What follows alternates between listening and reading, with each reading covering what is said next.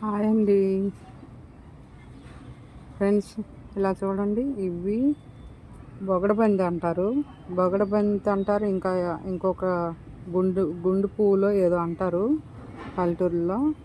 ఇవైతే అసలు ఫ్లవర్ వచ్చిందంటే ఒక నెల రోజుల దాకా ఆ ఫ్లవర్ ఇంకా పెద్దది అయిపోయిద్ది. ఇప్పుడు రౌండ్గా ఉంది కదా, ఇంకా ఎదిగే కొంచెం పొడవు వస్తుంది అనమాట. ఒక అంగుళన్నర దాకా వస్తుంది.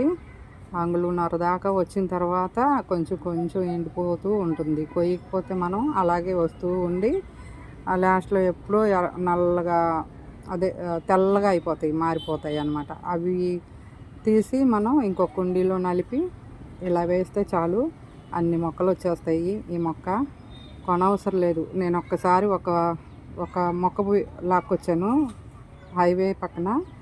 అది చక్కగా మన గార్డెన్ మొత్తం అవే. ఎన్ని ఉంటాయో, ఇంకా ఎక్కువైపోతే నేను తీసేస్తూ ఉంటాను. ఎన్ని కుండీలు అని పెడతాము, లాగేస్తూ ఉంటాను. చిన్నగా ఉన్నప్పుడు ఏదో ఒక 5-6 మొక్కలు ఉంచుతాను అనమాట. ఒక్కసారి వేసామంటే మన గార్డెన్ నిండా అయిపోతాయి ఈ పువ్వులు మాత్రం.